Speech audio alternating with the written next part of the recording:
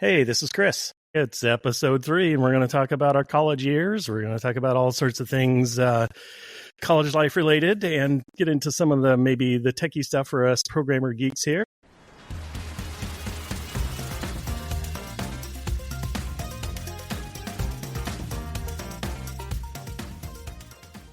Ben, I'm curious, when you were signing up for classes in college, how'd you do it? Was it online at that point? Like what year are we talking here? Yeah, so this was 2009, and I believe it was, so I was signing up for community college, and I believe it was online, but it was like really bare bones. Like I remember distinctly being like, this is really hard to use. Like, I don't know if I actually signed up for these classes or not. So like my first day, my first day, I was like a little nervous that I was going to walk into the classroom and the instructor was going to be like, hey, I don't have you on my list. Like, you got to go, see you next year, So it was, and then by the time I was, out, it was very streamlined and everything, so it was much more trust in it. So let me guess that the first time you were talking about that bare bones one, was it just like a single page where you had to scroll through and every single course that was offered through the college was on one page? You just had to scroll through? Or... Oh, for sure. And, it was before like responsive design, where it was basically the site was built for like a very specific screen resolution. And so whatever mine was, it like did not match that at all. And so stuff was just like all over the place, and yeah, it was, like I said, it was just really hard to follow. And yeah. So if you had to make changes or something like, well, I don't know, I guess, did it give you feedback then? Like the class was full or anything like that? Or that was too primitive at that time? Yeah, it did have that. You had to, I remember you had to actually try and sign up for it. And then it would tell you like that the class was full. So there was no like pre-feedback or anything. Okay.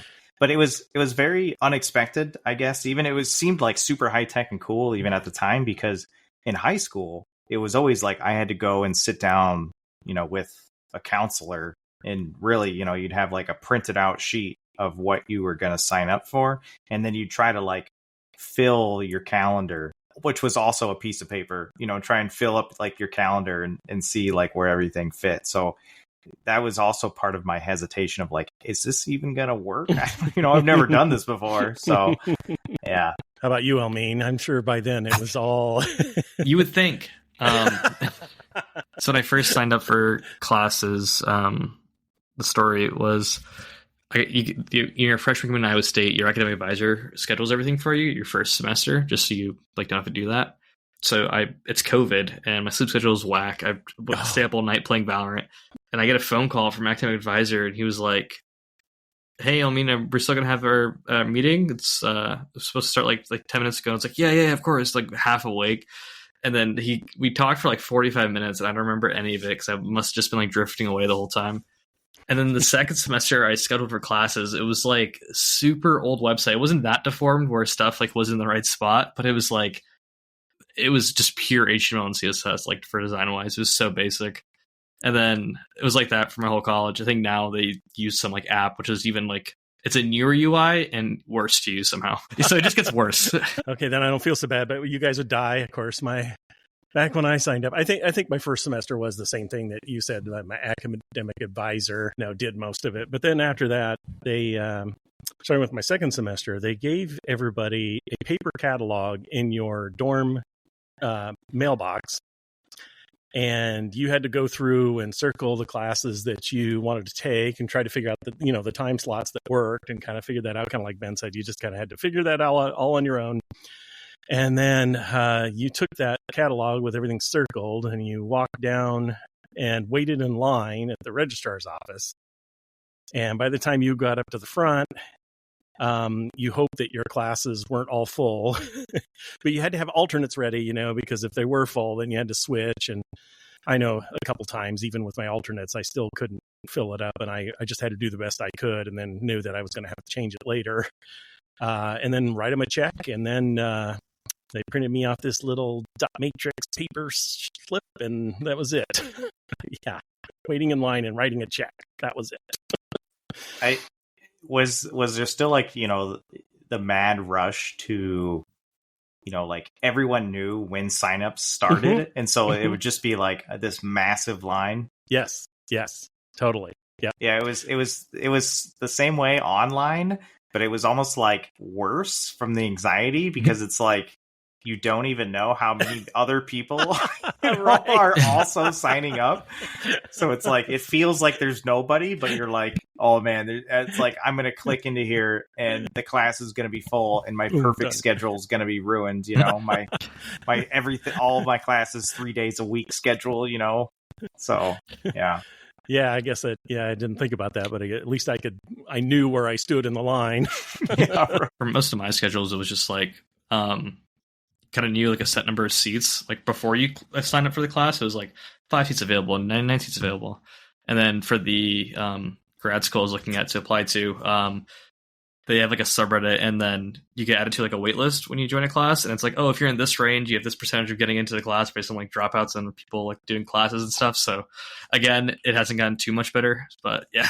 So that's when you guys had to make changes then, or if you wanted to drop a class, were you able to do any of that online, or you had to go in and just do that in person, you're saying? Mine, I had to email your academic advisor and the professor, and then fill out like a PDF and take a photo of it, or like fill out a piece of paper, either like digitally do it or fill it out, or like take a photo of it and then email.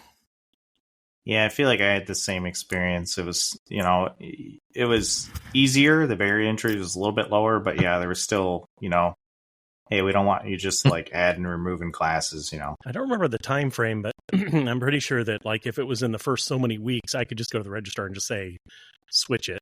But then after that, I did have to go and get the instructor to sign off on a slip saying, yeah, I'm dropping. So maybe that hasn't changed that much either. What'd you do about for like assignments and stuff, like syllabuses, Chris? Yeah, so each instructor had their own printed sheet or packet that they gave out at the beginning that was typed up. And that was pretty much what you had. And it usually didn't change much. It was usually the entire semester was laid out there in that sheet or that packet. So, and that's pretty much what they went off of. So, all on paper. Go ahead. What about like office hours and like just like open TA stuff? Yeah. Some of the instructors were better than others, but yeah, they usually posted their hours on that syllabus and said, yeah, here's my room. Here's when you can come by and get me. And a few of mine, I didn't have that many that had TAs in it really, but the few that did, that usually ended up going to the TA instead. But, it was, that was pretty much it. I know that, but as far as like getting help, a lot of times it was really hard to find. You had to get in line. It was pretty hard to find the instructors during their office hours when they were available a lot of times. So you had to, what I did most of the time is I made friends in the class, or I got to know some people and we exchanged phone extensions. But then that was pretty hit and miss because back then, nobody had a cell phone. We didn't know what cell phones were. Nobody really had an answering machine. No college students didn't get answering machines then. So it was pretty hit or miss calling somebody's dorm room. You might get their roommate. Most of the time people weren't there. So I know this is ridiculous, but most of the time we did to go get help, like when I wanted to find somebody and ask a question with some kind of problem, then I ended up walking through the library and seeing if I could find people that were in my class that I recognized. So wait. They had like every single dorm room had a phone in it, like you could call. Yes, at that time. Yes, in that one.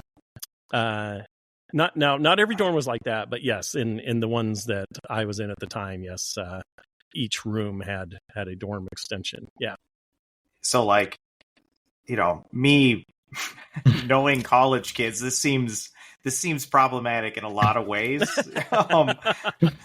Like, right off the top of my head, it's like just ghost ringing people, 2 a.m., your phone rings, like being jerks to people constantly, know? And if I remember right, and this was my first visit or my first time around in college. And if I remember right, I think most of the numbers were like a leading digit, and then the last three were like your room number, if I remember right. So it's like they could just go, like, people would, even outside of campus, they would just be like 61234, or 1234, 1235, 1236, 123, and then you just go down the line, and then you would hear you could be there in the dorm room in the hallway, and you could just hear one room after another just ringing. It's like a horror movie almost, you know? Yeah, I know there was prank callers, and you could I would get hit, and the guy would, like prank caller me. I'd hang up, and then I'd do the next room, the next room, the next room. He was just calling around like every single room.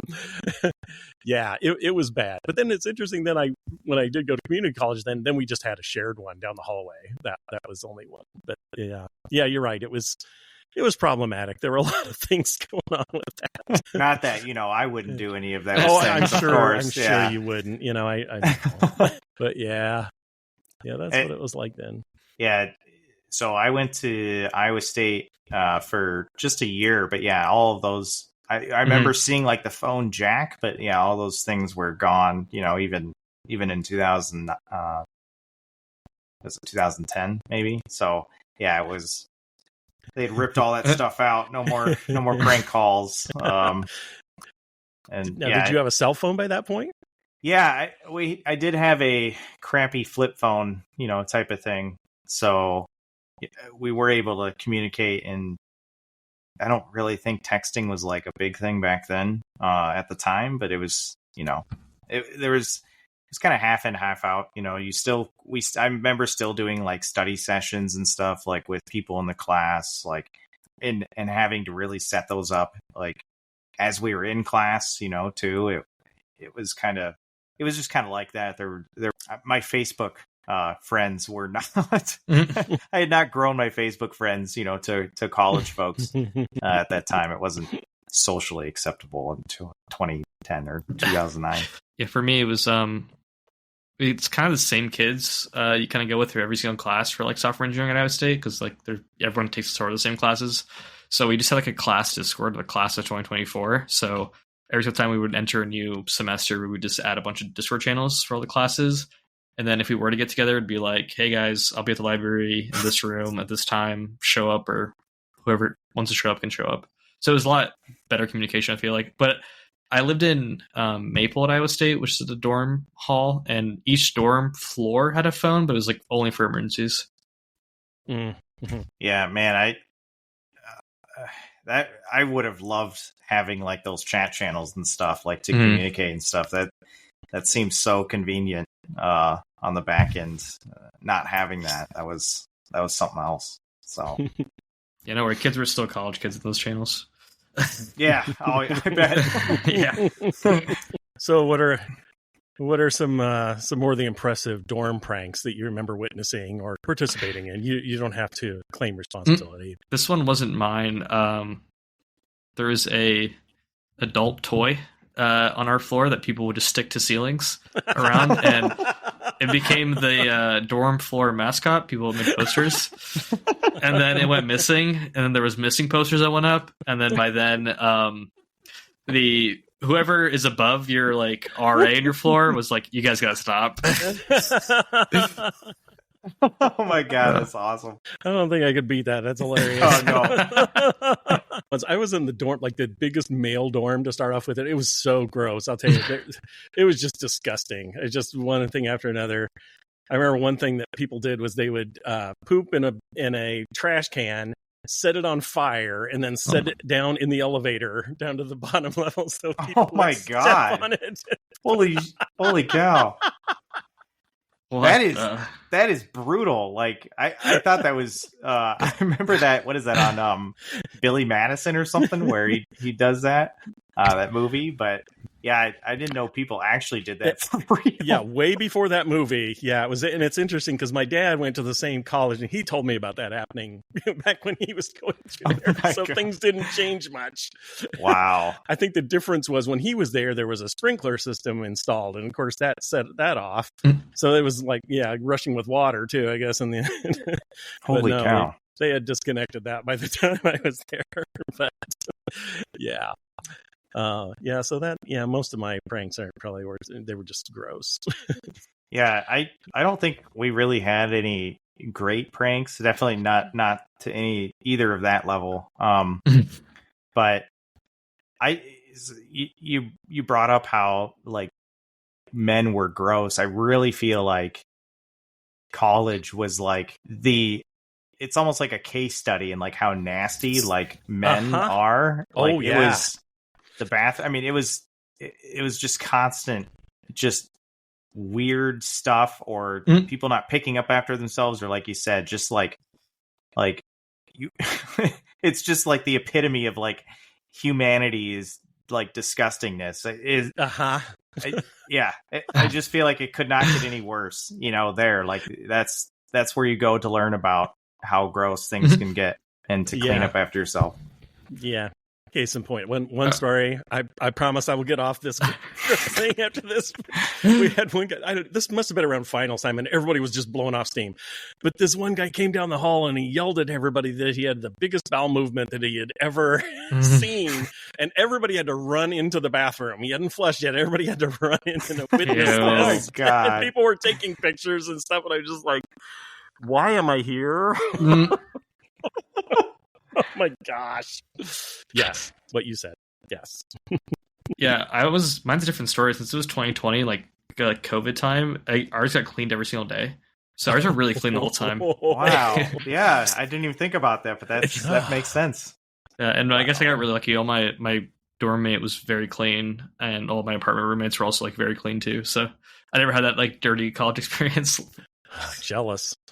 Yeah. When I was in the dorms, it was like half the guys didn't clean the room, and the other half like were they were like too clean. They'd like spray cologne like on everything, and so the entire floor would just smell like trash and cologne.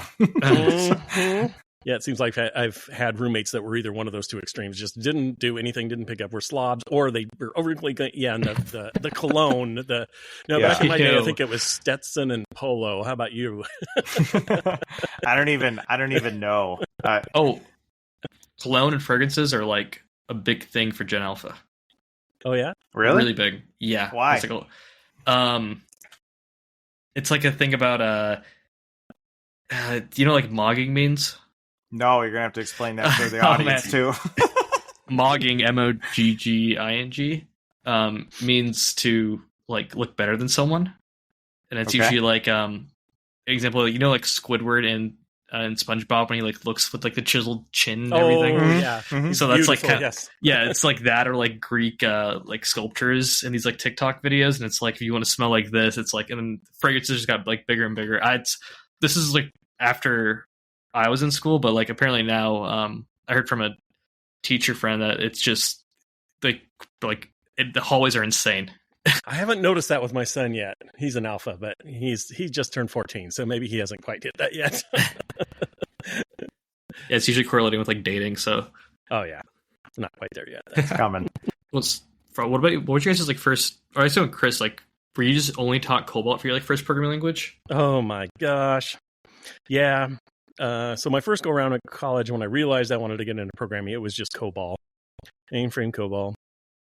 When I went back around and realized, that little exposure made me realize I wanted to get into programming. Then I went back to get my programming degree, and we started off they really wanted us to do assembler first. So we did 2 semesters of IBM assembler, 370 mainframe assembler.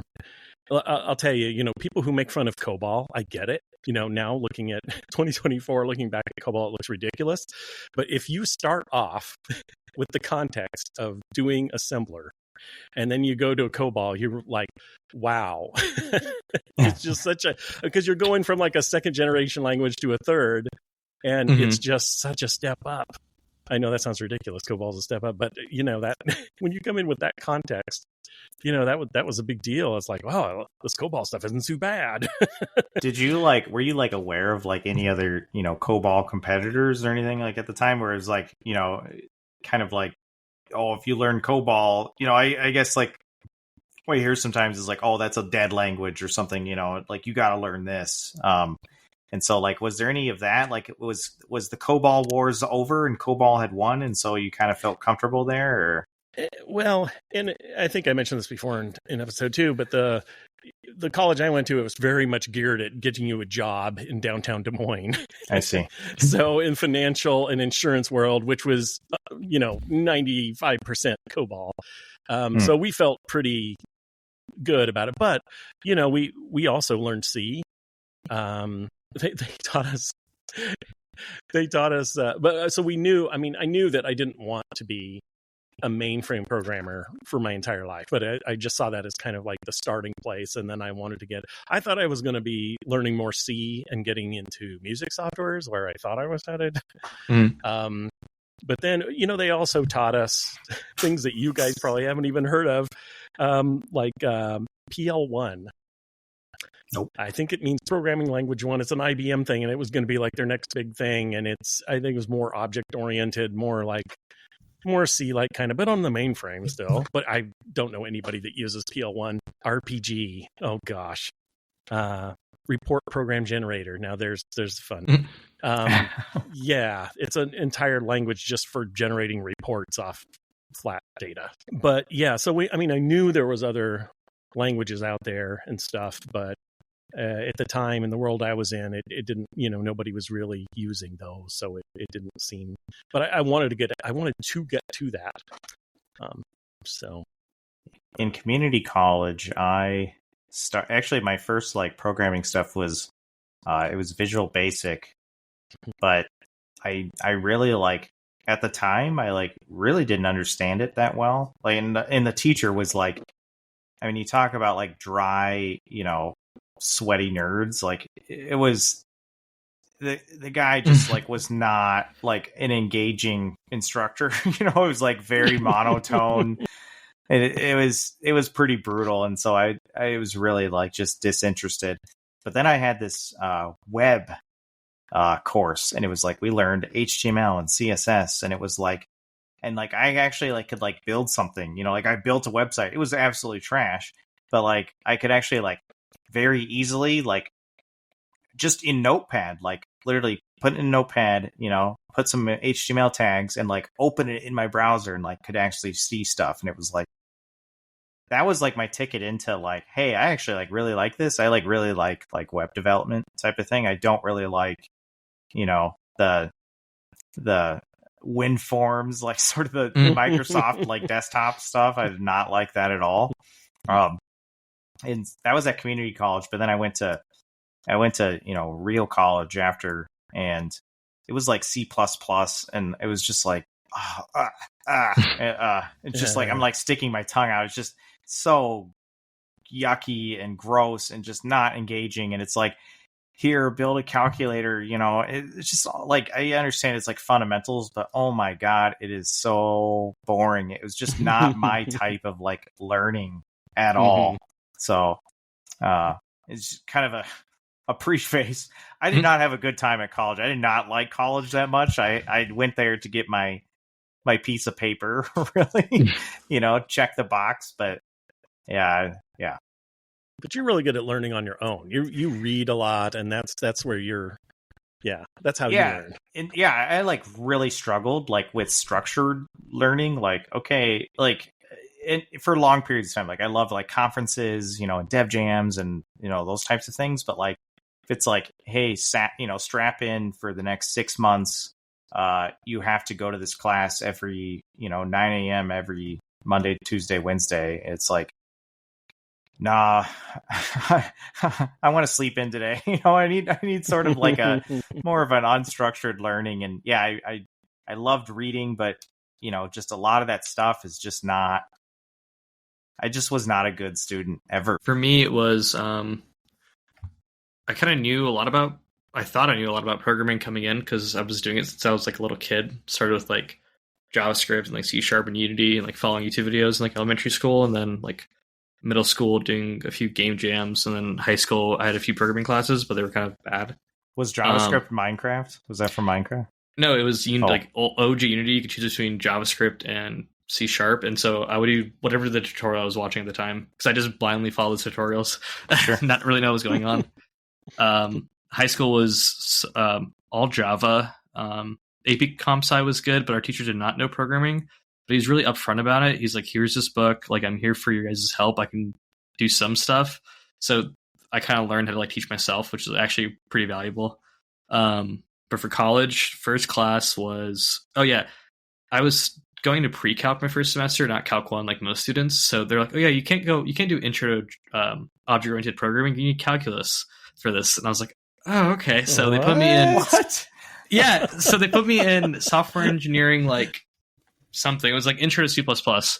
And I could do that one without calculus.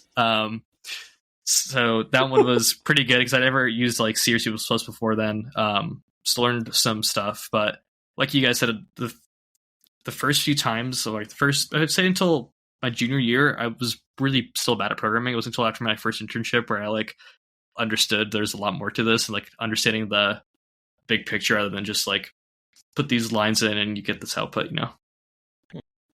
I'm just curious. So how many programming courses did you have then, I mean, in high school? Yeah, so you had programming 1 and 2. Programming 1 was Java, and programming 2 was Python. Those were the same thing. It was a basketball coach, and he's like, follow these work or homework assignments, and it was like made by some different teacher, probably found them online or something. So you just kind of supervised the lab room while you taught yourself to program for programming 1 and 2. And then I had web dev 1 and 2, which was, I took this class in like 2017, 2018. And it was still just HTML and CSS, nothing about JavaScript or any of that stuff. So it was another like thick book about HTML. You just followed it every day. But for your final for Web Dev 2, you could do whatever you wanted. So I looked into doing like adding JavaScript, and I added a thing where there's a bunch of dots, and when you moved your mouse around the screen, it would like connect them using lines. So that was really cool at the time. And then AP Computer Science, which was in Java, and I think is the same all around the country because like the same stuff. But again, you just follow this giant Java book. How about you, Ben? That's wild. Like that just blows my mind because like I literally had zero opportunity to like learn programming in school, like at all. We just didn't have either the funding or it just wasn't a thing. Like as close as we got was there was like a digital course that used like Eclipse, but it was like it was Dreamweaver, and it was like a WYSIWYG. You know, like you sort of drag and drop stuff, you know, onto there. This is 2006, 2007. You like drag and drop, you know, essentially create like a little web page. You know, those wizards were all the rage back then. But yeah, it was. I'm just so envious of that because, like, yeah. Yeah, and I wish I had the maturity to like take it more seriously and learn more stuff back in high school because I was so into it, but I never did. Otherwise, I would have been like miles ahead coming into college.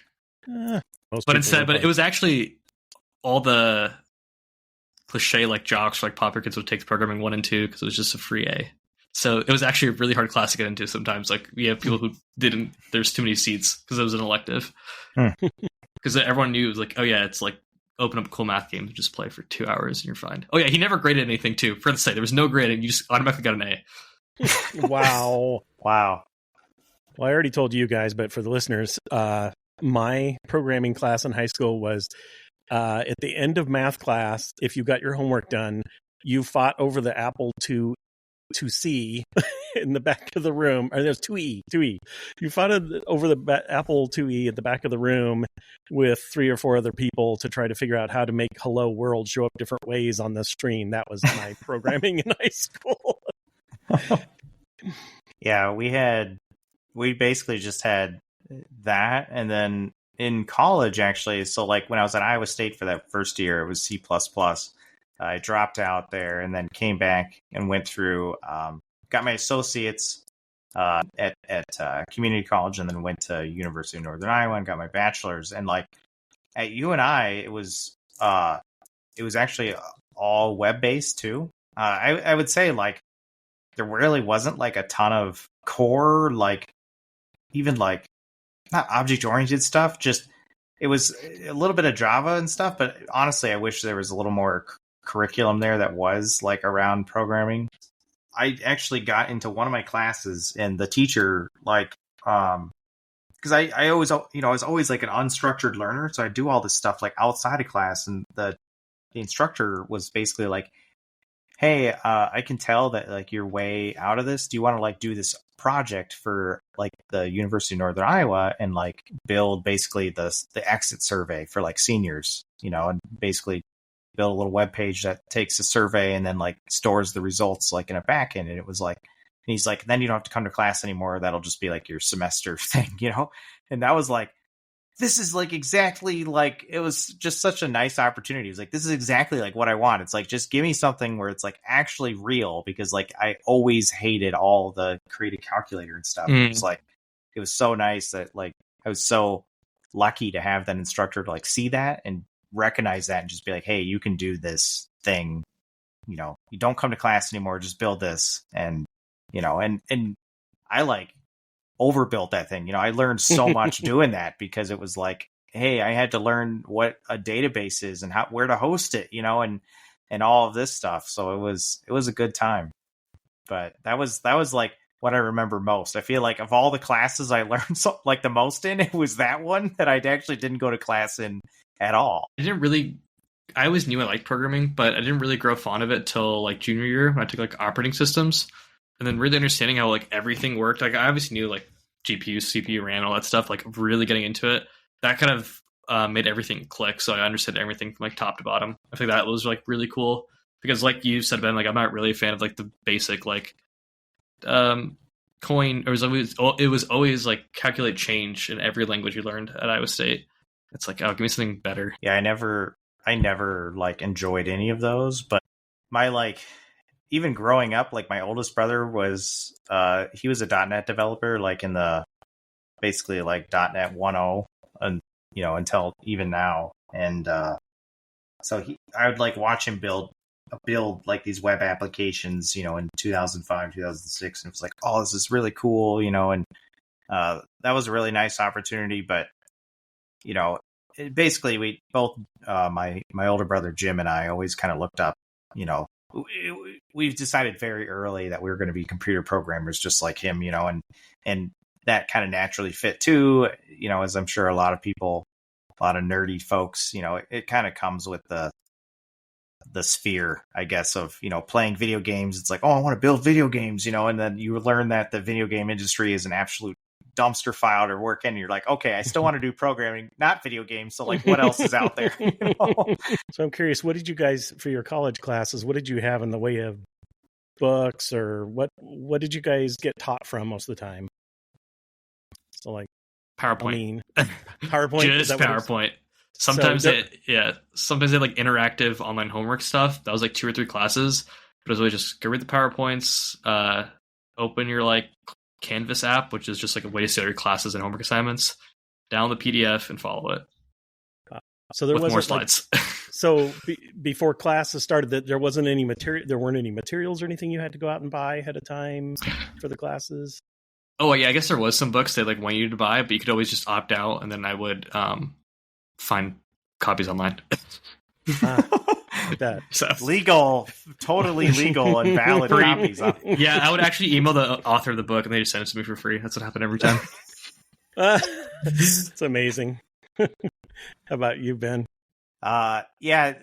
I actually had a lot of instructors, and I don't know if it was like just I got lucky again or what, but like a lot of them would be like, hey, I wrote this packet, and it's $5 at the bookstore, and that's really like the material. I don't want you to buy a $150 book that then you sell back to the bookstore for $5, that type of thing. Mm-hmm. So we had that a lot, but there was still, especially early on, there was still a lot of physical books. And then especially as you got up into the higher level stuff, it was a lot more, the 300, 400 classes. It was just a lot more like hands-on whiteboards. There was some PowerPoints, but, you get into stuff like, database structures, and stats and stuff. And a lot of that kind of isn't that conducive to PowerPoints, but, I guess it depends on the instructor and what they're comfortable with. So yeah, that was just my experience. Of course, back in my day, it was most all paperback books and maybe I'd say one in 1 in 8 or 10 were written by the instructor. So you're basically paying the instructor for their educational materials, and they're getting paid for teaching the class. It was interesting. But yeah, if you got on things early enough, you could walk down to one of the used bookstores and get it cheaper. But most of the time I went, I was too late. And you end up having to buy them at the university bookstore, which got bought by Barnes and Noble. That was the first time I'd ever heard of Barnes and Noble. And boy, I'll tell you, I felt all the prices went up once they took over. And that was the first time I ever remember being like really scared about money, because I had to write this check for like $450 or something like that, or more. And just like, wow. And like, I have never spent this much money in my life. Oh man, the college poverty is something else. Like that was me too. It was like basically like every month I was like, is this it? Am I gonna go broke? And like somehow something would happen. Like I don't know if you guys did, but like I worked during at least my second stint at college when I was getting my bachelor's degree. I worked for the Iowa Department of Public Health. Did those cold calls to people asking, if they have cancer in their eyeballs and stuff like that. Wow. Asking all those questions. And it was, $10 an hour at the time. And it would just barely pay rent. And yeah, it was mostly though, it was the Pell Grant or something. I'd essentially used my student loans to then pay really for my semester of rent as well as food and books and everything, and like right towards I'd be, if it was the fall semester, right towards December 15th or something. It's like the bank account would literally be you've got 2 pennies, and we'd be running on fumes to get back to my parents' house and eat there. You're constantly slanging meals, I'll come home and see you. And then you just like literally raid the fridge, at the cabinets and everything. So I don't know. How was your college experience? I mean, so mine was a little different. I saved up some money, like working. I think my life so far, I had like 27 jobs. I never got fired. I just get bored or leave for more money. So I always had some money saved up. And I always like, mostly bought like stupid shit with it. But I think freshman year, I was lucky enough to have like scholarships and then like a college fund. But I got a job at this place of resold phones, and only one person spoke English to me. The rest were all, I don't know where they're from, but they gave me just a bucket of phones I had to turn on. This is a complete legit business. It was just super sketchy because it seems like they were a bucket of phones. Yeah, this seems legit. They would buy phones from like AT&T and Verizon that like were just trade-ins, and then they would refurbish them. But I saw them on some computers like literally just jailbreaking the iPhones and stuff. So doing that, but that was, I don't remember how much that was. Maybe like $17 an hour, 18, and you just have to like sit there, and all I would do is go through this the setup screen on like a Samsung every single day for like 8 hours, and all I did was just listen to podcasts and stuff. But after that, I always had some sort of internship and stuff, and then luckily computer science internships paid pretty well, so it was always pretty good. I could always manage some few like shots of the bars when I went out, so it was good. Well, I know I told you guys before. I mean, we didn't have a ton of money growing up, but I lucked out when I came to college because I had grandparents who really believed that college was super important, and they had money stashed aside for me. So for the tuition, it was pretty much taken care of. So I was very, very lucky there. But now when it came to spending money and what, of course, my secret desire was to be a rock star. So I needed spending money for that kind of stuff. And you're a rock star, Chris. Don't worry. Right. Thanks. But for spending money, I had all sorts of jobs. So I had a couple library jobs. I worked in the music section of the library. I worked in a laundry room for a while.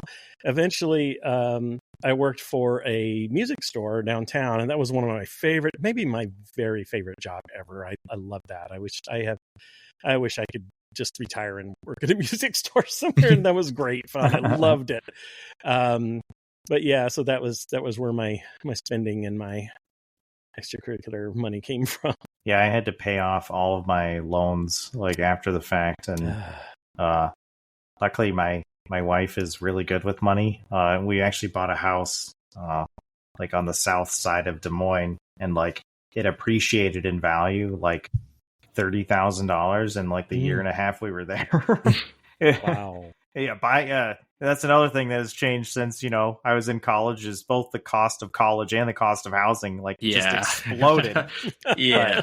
So that was how we paid off my student loans. My wife also had money set aside from growing up and everything, so she was very fortunate to have that. But yeah, it was basically like I got out of college and it's like, yeah, I owe $50,000. Like, all right, here we go.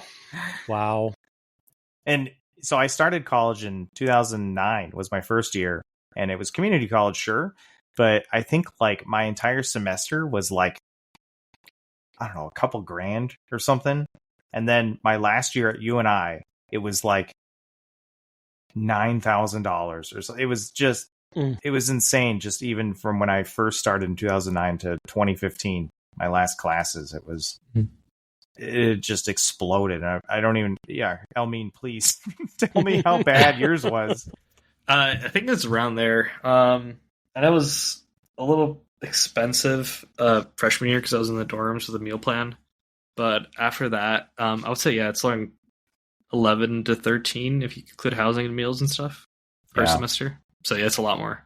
But again, I was pretty fortunate with my stuff, so I don't have too much to pay off, but I'm dreading when it starts. But thanks for COVID, I didn't gain any interest on them. They're all like frozen. So oh, that's right. Yeah, good. Yeah. That's good. Didn't make it too bad. Yeah, I went, my first round of college was out of state, so I was paying out of state tuition. And I remember this, it was $111 a credit hour. So I think with room and, with tuition, room and board and everything, I think it was like a little over $3,000 a semester.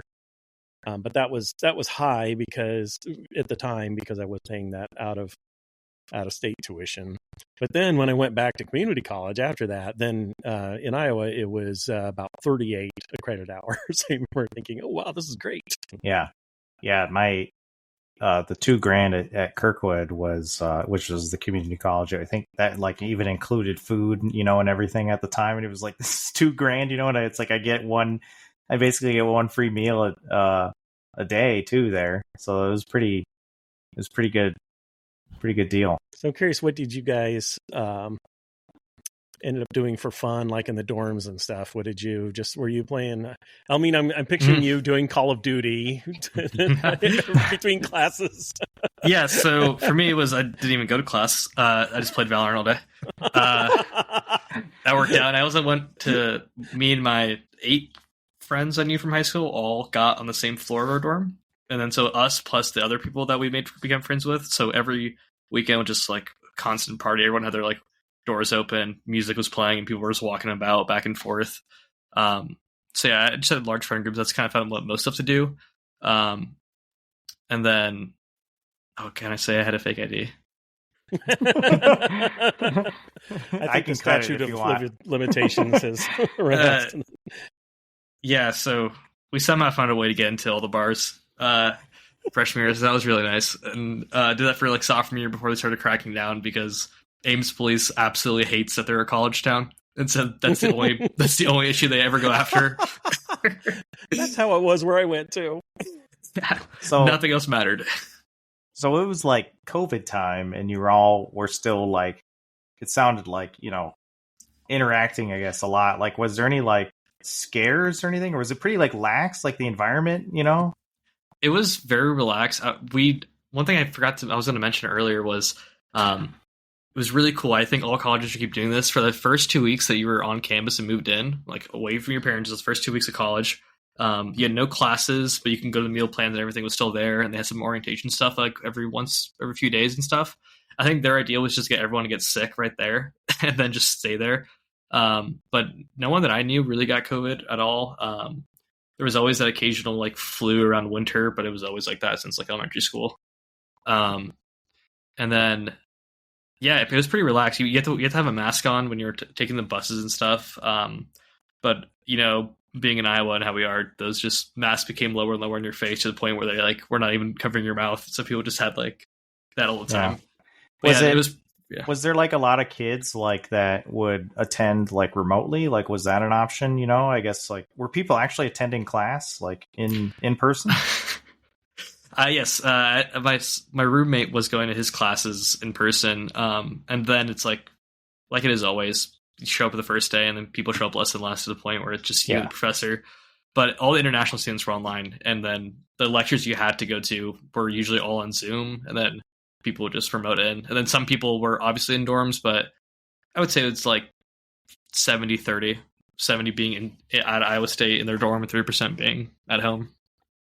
I see. So did it kind of like stay that way, as kind of the threat of COVID, died down? And first semester was really strong. Second semester was also really strong. Sophomore year, they were like, you can go in person, but we're also going to offer virtually if you don't feel comfortable. So kids kept opting to be virtual because no one wants to wake up in the morning, we'll go to class. And then sort of like that junior year, and then senior year, they put a really hard stop on it. So now it's like, go to class. Or if it's virtual, like cameras on, you have to be paying attention. Here's a quiz. Gotcha. Yeah, I remember there was a lot of that when I was in at Iowa State. They had like these little like clickers you had to buy, which was kind of scammy, but you essentially have to like buy them, and they would just have literally like a multiple choice question like at the end of the class, and it was, if you had been paying attention literally at all, you would be able to answer it. But it was essentially a way to record like attendance, so it sounds like they still they had like a more modern version of, hey, are you awake? Yeah, that was kind of replaced with just like put this 4-digit code on this like quiz I put up online. Like you have 1 minute to do it. Yeah. So, but it was nice. And you could just open your laptop and then go make breakfast or whatever, and just have your professor just like yapping the whole time. Yeah, it's just like at work now. I was thinking that. Yep. Of course, when I'm at work, I work totally all the time, especially remotely. Yeah, I never slack off. Yeah, I never take breaks. Totally. Yeah. I increase shareholder value. I actually had the stock ticker on the right-hand screen. And you're watching it go up as you talk. Yeah, if it goes down, I increase my words per minute because that's how it works.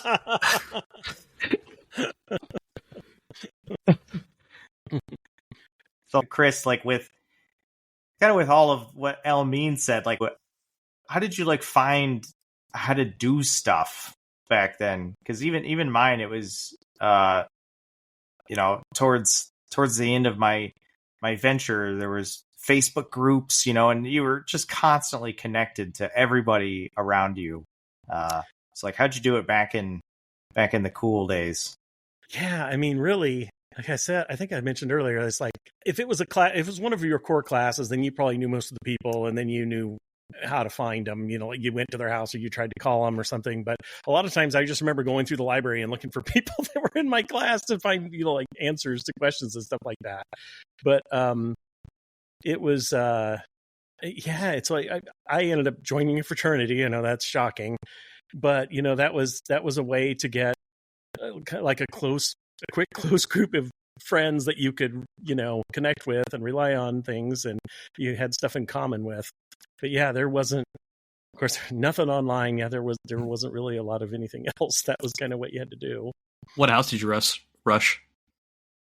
Oh, well, this is the thing. It was actually a professional fraternity. It was Phi Nu Alpha, which was a professional fraternity for music majors. It was a music fraternity, but there was a big social aspect to it too. I didn't say it was super professional, but yeah, that's what we did. Yeah, Ben, did you have 801 day when you were at Iowa State that 1 year? I think I remember it as like just a giant party, essentially. Yeah, so at 8:01 a.m. you start drinking till you're done or like 4 a.m. So the whole like campus turns into a party. I remember we made national news my freshman year because people obviously from other colleges or people from Des Moines and stuff all rushed up to Iowa State because, oh my God, it's a giant party. It's COVID. We haven't seen anyone in like forever. So huge gathering. I'm pretty sure there was like a COVID spike at the college after that. But yeah, it was super fun. I remember having too many sodas and trying to walk home past a bunch of cops and just looking down and watching my feet go on top of each other, making sure I'm doing it right. No, I promise. I just had too much caffeine. That's all it was. I promise. I think I kind of remember like seeing some videos and stuff of that. That was 2020, right? And I think that was like around like the George Floyd protests and everything too. Like I know that was still very much like booming at that time. And I remember seeing pictures of like kids up in Ames, like pulling the street lights out of like the sockets, out of the actual things and like tipping over cars and stuff. That was a wild time. I remember I went up one year after Visha was super crazy. Back in the days when they still had Visha, they don't have that anymore, right? It's like that sadly got canceled. People keep trying to bring it back because it's another excuse to go drink in the spring. Right. Well, I think one of the last years it was there, I went up for it, and some of the people I went with, they still had souvenir tear gas canisters from the previous year. Wow. Yeah, people got too rowdy on that one. 801 Day still has been canceled, but the cops are, again, they're like, no one from out of state should be coming here to drink. And then they patrol in their little like golf carts all around. And if people who like have parties in their backyard have these like giant, like now these giant canvases up so cops can't see anything, when there's obviously like 200 people in the backyard. I don't know what thing's going to happen. So I'm curious. So you mentioned that the police there don't really like being part of the college, part of the town. How did you feel about like the businesses and just like citizens of Ames and stuff? How do you think they felt about it for the most part? The ones that were catered towards college kids were really open about it. I know there's like the old like Main Street Ames, which is like a little bit far away from campus, and that's where a lot of the older people are, and they're pretty open to it. I know there's like some shops where they see college kids and you like either won't get any help from the person working or they'll just be condescending, but it feels pretty open at all. It's honestly just the like city council and the police that hate Iowa State. Wow. Yeah, I know where I went. Where I was, it was in a pretty rural part of Missouri, and it was very conservative. And so I pretty much the entirety of town, like all the businesses pretty much just couldn't stand the college students for the most part, which was strange. I mean, I understood it because college kids were rowdy and they were pretty conservative, but at the same time, we were bringing a lot of business in. So, but it was kind of an interesting paradox because we were bringing them a lot of money, but they also didn't like us. So. I felt like at Iowa State there was a lot more animosity, and like I was only there a year, but it definitely felt like going off campus, it's like you're kind of not welcome, Mm-hmm, and when I was at UNI, it almost felt like sequestered. Like there was like the college campus, but like even like the surrounding area, there wasn't as much like housing and stuff for the actual students that there is like at Iowa State. And really like a lot of the housing was also like all of the houses like right outside of the campus were all just like rentals, that type of thing. And so very much like it was almost like in Cedar Falls, Iowa, there was a sort of like a designated area, for all of these people, and like all of the businesses and everything, like, the people, most of the students didn't live like in where the actual like people lived, that type of thing. And so it was a little bit different. I never felt like the vibe, like super like unwelcome vibes when I was traveling about in the town, like I did in Ames. What did you guys have on campus for like stuff to do? We had like a rock climbing gym, like 2 gyms, like swimming, the esports room, which is really cool because when I was on the esports club, we could like practice in there. And it felt really official. So it's really cool. Yeah, we didn't have any esports stuff. We did have a gym. I did like intramurals and stuff like that, but those were fun. Yeah, I didn't really do that much. I mostly worked either at a job or played video games, was obviously super into that. So that was, yeah. Yeah, for me, there were intramurals. Yeah, intramurals. I did a little bit of, but mostly for me, because I started off a music major. I was mostly in different music groups, and it was like for a while I was doing like I would have a class that was jazz band, I had another one that was concert band, and then at night I would play part of it some ensemble, and then I would go play with my rock band, and then it was just like music all the time. But so my it was probably a little different than most people's experience, but it's kind of interesting though now to think back. In my day there at the dorm, of course we didn't have video games, nobody had a computer in their room. There really wasn't a lab anywhere in the dorm. There were no computers in the dorm. And each wing of the dorm would have a TV lounge. And you'd have like these little, you can imagine like high school chorus where you've got the risers or something, like that you stand on. Everybody's a different level. You had that in kind of like a semicircle around a single old tube TV. They got 3 or 4 stations, so that was the dorm, entertainment. But they did have like a nursing home setup or something. It was a lot like it really was, and it was so. Even at the time, I remember thinking this is so weird. I was never really into watching TV anyway, but I would come through there like in between classes, and there were just certain people that were always there sitting on their riser on watching the news or whatever, and you had to fight over what station, but. Yeah, that was interesting. We did get like free movies every Friday night, and they were usually like something that had just shown and was just done with the movie theater. So, but yeah, that was her excitement. One of the things I heard from my parents was like, oh, when I was in school, I was working full time and like I could pay my rent. And was that a reality for you, or had that dream already sizzled away? Yeah, my parents said that same thing, but no, by the time I was there, no, that really wasn't the case for the most part. No. Did you ever hear that, Elmine? Like, yeah, I did. By the time I was in college, most people kind of faced the reality that you'd have a bunch of debt, but there was at the time with being in tech and CS. That it could be a reality if you landed like a really good internship because they just pay full-time prices with like fat sign-on bonuses.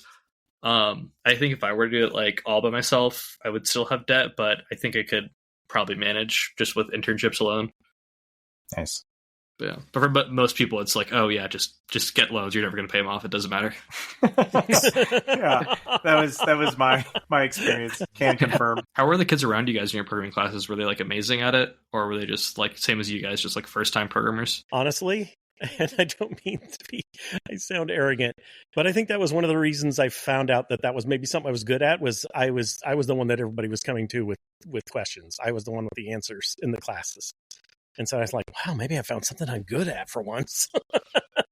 So, no, I was, for the most part, everyone around me was not, I think, it wasn't a big thing then. Like I said, people didn't have computers. So it was something really, really new.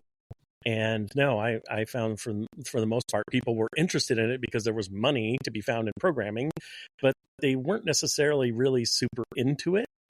I think I mentioned that in one of the other episodes that, like a lot of the people that I knew that were getting into programming, it was just because it was a way to make money and it was a lucrative career, but they weren't like the nerds that we are, they weren't that type of people. It was just like, oh, there's money and I can take these classes and get this degree and I can go do this and somewhere and I can make money.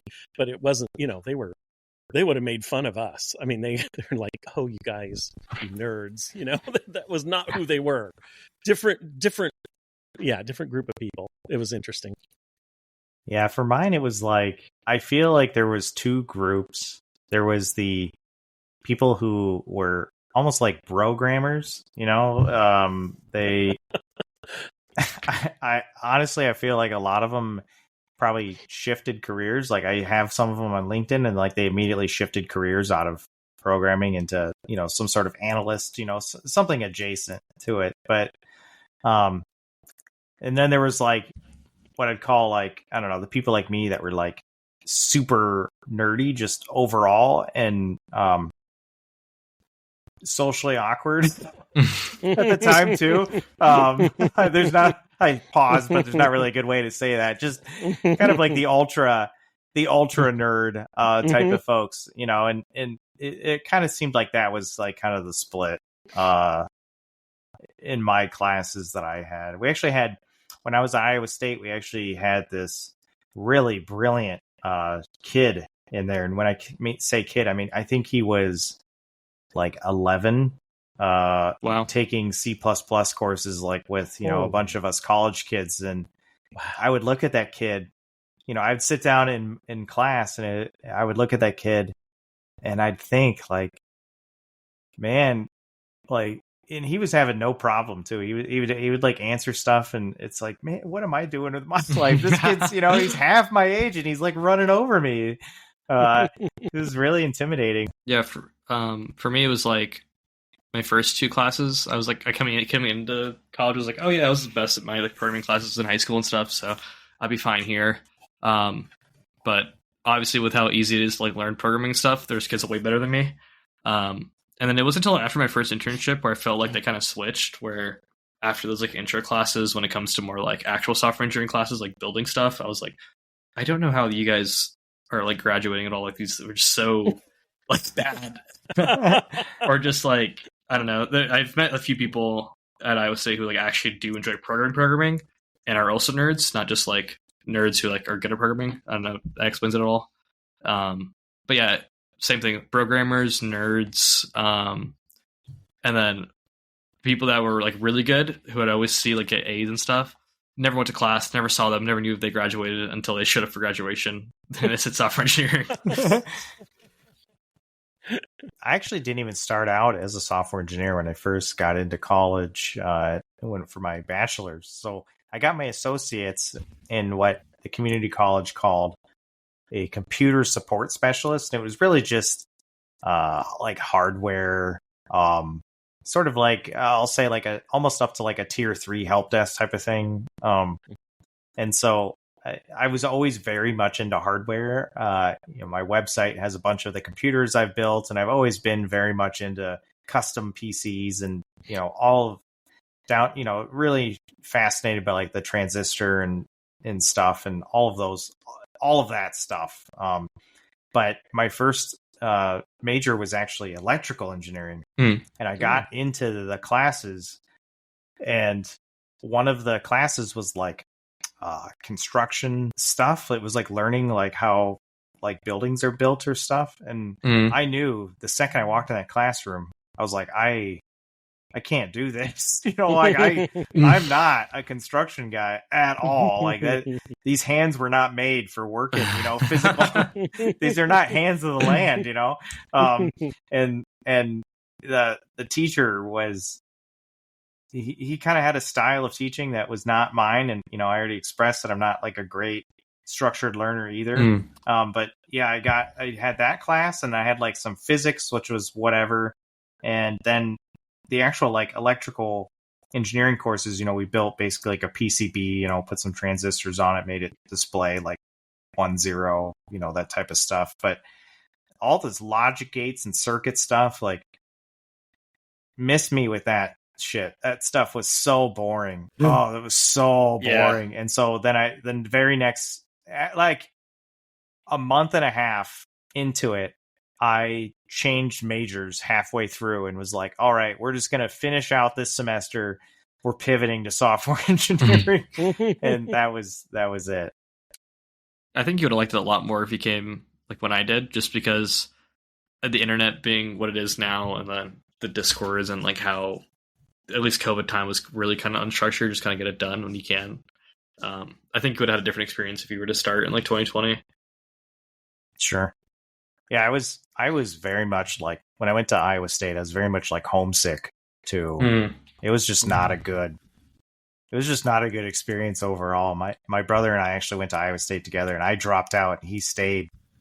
He's a soldier, but not an actual soldier, just he's you know, powered through. He's a trooper. Yeah, he's a trooper. Yeah. And yeah, it was I was not mature enough at 19 for college yet. So I get you, Ben. I was totally the same way. Yeah, I was not ready, and I was very homesick, and I hated it. I totally hated it. I was far away from home, and not that far, but far enough away for it to feel like a long ways, and especially if you don't have a car or whatever. And so I was not mature enough at that age.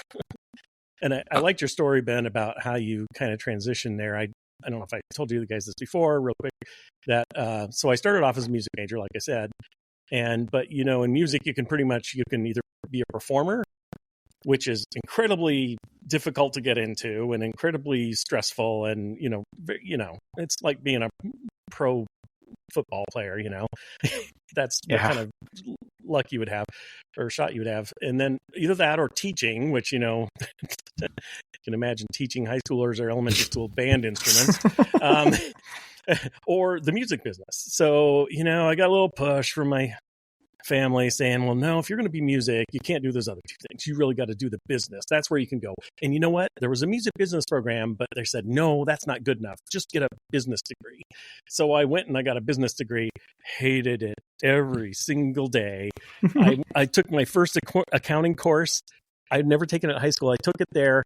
First and only class I've ever failed. I just didn't understand. This is terrible because now I'm on an accounting group at work. Oh, no. I hated accounting. I'm like, I never want to do accounting in my entire life. I hate this. This is the worst thing. Chris has been doing accounting for 10 years for those at home. No. But, somewhere along the line, I guess I picked up enough for it to be helpful or useful. But yes, I hated but somewhere in the process, I took my first programming class as an elective, just out of the blue. And that's when I realized, like I said, not to be arrogant, I just realized, hey, everybody's coming to me with the questions and I'm figuring this out. So there must be something to it. So that's how I got it. For me, college was awesome. I went with all my best friends, party every weekend. So I had a completely different experience. And then my love for programming just kept growing and growing to like what it is now. So it was, I don't know. I hear the same thing from like even my girlfriend who was like, yeah, freshman year sucked. I didn't know anyone. It was COVID, couldn't go anywhere. And I guess I had the complete opposite experience. Wow. I should have gone with you. Every time.